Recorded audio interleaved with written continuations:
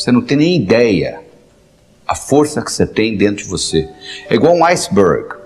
O iceberg está 10% fora da água e 90% dentro da água. Você olha na superfície e você vê só aquele pouquinho. E é a mesma história.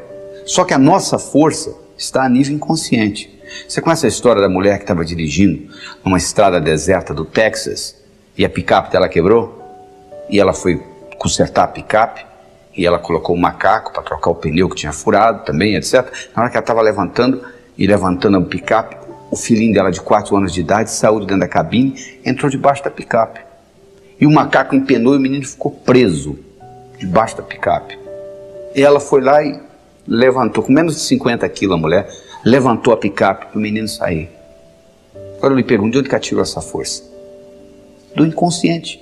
Diz que o Fernão Cortés, que conquistou o México, um dia ele estava passeando com os amigos dele a cavalo e eles foram atacados por uma tribo indígena.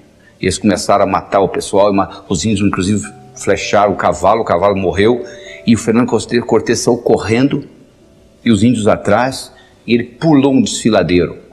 Eles pegaram essa distância que o Fernando Cortés pulou com toda aquela armadura dele, levaram para um campo de atletismo americano e dificilmente um atleta consegue pular aquela distância que o Fernando Cortés pulou com a armadura. Por que ele pulou? Porque ele estava motivado, ou ele pulava ou ele morria. De onde que ele tirou essa força? Ele tirou essa força do inconsciente. Então você tem que aprender a usar esse tipo de força. Você tem que acertar por dentro para depois acertar por fora. Você conhece a história do executivo que chega em casa com uma mala, com a maleta cheia de trabalho para o dia seguinte? E ele tem um filhinho de 6 anos de idade, querendo brincar com ele. Ele diz, pai, vamos brincar, pai, vamos brincar. Ele diz, não, meu filho, não posso brincar, seu pai está ocupado. E o menino continua insistindo. O que ele faz? Ele abre o jornal, ele vê o mapa do mundo. Aí ele tem uma ideia, ele pega o mapa do mundo, corta tudo em pedacinhos, entrega para o menino e diz, seu filho, você monta isso aí, quando estiver prontinho o pai brinca com você. Pensando que o menino ia gastar pelo menos 1 hora. 5 minutos depois volta o menino, pai, tá pronto. Ele fala, não é possível. Ele chega lá, tá tudo montadinho. Aí ele pergunta para o menino, como é que você conseguiu isso? Isso é muito simples, pai. O jornal que o senhor me deu, do outro lado, tinha um retrato de um homem. Eu coloquei o homem certo, quando eu virei, o mundo estava certo. Não é isso? Quando você está certo, o mundo está certo. Não tem nada errado com o mundo. O mundo, o universo, é um lugar paradoxal, potencialmente abundante, feito para todo mundo ganhar. Se eu me mudasse dessa cidade, eu resolveria o meu problema. Sabe por que você não resolve o seu problema? Porque quando você muda, você leva você com você. Esse é o problema. Se você pudesse deixar você lá, seria diferente. Mas como você leva você com você, é o que acontece. Então o que você tem que fazer na realidade não é o que São Tomé dizia. São Tomé dizia o seguinte, eu tenho que ver para crer. O nosso trabalho aqui é exatamente o contrário. Você tem que crer para ver. Porque se você tiver que ver para crer, você vai estar sempre comendo poeira de alguém. As grandes descobertas, as grandes invenções do mundo ocorreram exatamente o contrário. Pessoas que acreditaram e manifestaram. Então você tem que mudar esse paradigma, você tem que fazer uma mudança no seu pensamento, você tem que passar a acreditar, porque você só vai ver aquilo que você acredita. Então para você mudar isso e passar a acreditar em coisas que você não acreditava antes, você tem que mudar o seu modo de pensar. Você tem que começar a excluir coisas da sua vida e você tem que começar a incluir novas coisas. Porque se você não excluir, não tem lugar para incluir. Você imagina no seu guarda-roupa, por exemplo. Você quer comprar roupa nova, você já tem um guarda-roupa cheio, o único jeito de você colocar roupa nova é você tirar as roupas velhas. Não é verdade?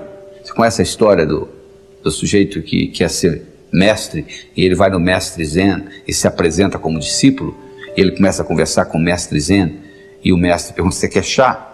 Ele começa a servir chá para ele, ele coloca a xícara e o mestre Zen vai enchendo a xícara, vai enchendo, começa a transbordar.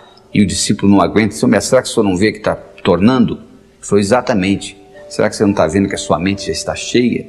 Você já chegou aqui transbordando. Não existe lugar para o meu conhecimento.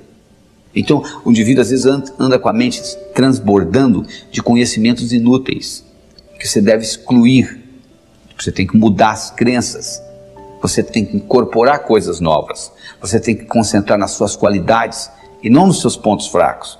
Você imagina um sujeito com 1,50 m querendo jogar basquete. Não dá, né? Você imagina um sujeito com 2,20 m querendo ser jockey? Não tem jeito, o cavalo nem sairia do lugar. Então, para você começar a mudar esse processo, para você entrar em contato com essa força dentro de você, você tem que começar a descobrir quais são os seus talentos, quais são as suas qualidades, quais são as 5 principais qualidades que você tem. Você já escreveu alguma vez? Porque é importante, não é só você pensar, não.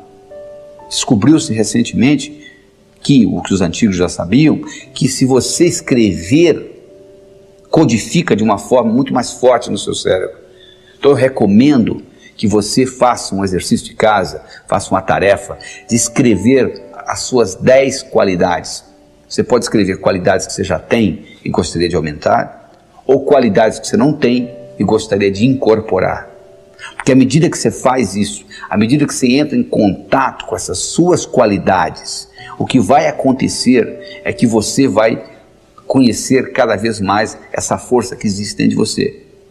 E o segredo não é você se comparar com os outros, é você se comparar com você mesmo e acompanhar a sua evolução. Porque se você começa a se comparar com os outros, sempre vai ter alguém mais bonito que você, sempre vai ter alguém mais forte que você, sempre vai ter alguém mais jovem do que você, sempre vai ter alguém mais rico do que você.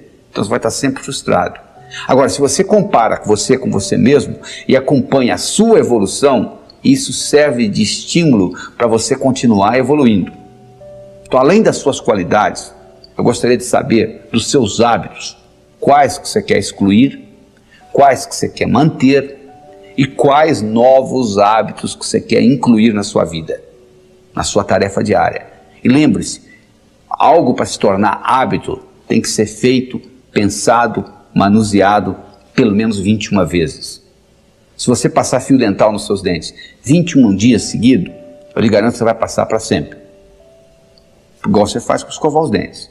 Mas se você fizer uma vez ou outra, você vai passar o fio dental uma vez ou outra, como a maioria faz.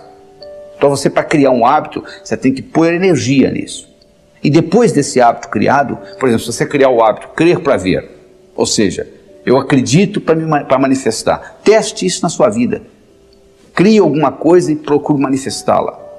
Tudo no universo físico é criado 2 vezes. Primeiro você cria, depois você manifesta. Você entendendo esse processo é fundamental. E lembre-se da história do executivo. Se você está certo, o mundo está certo. Até lá.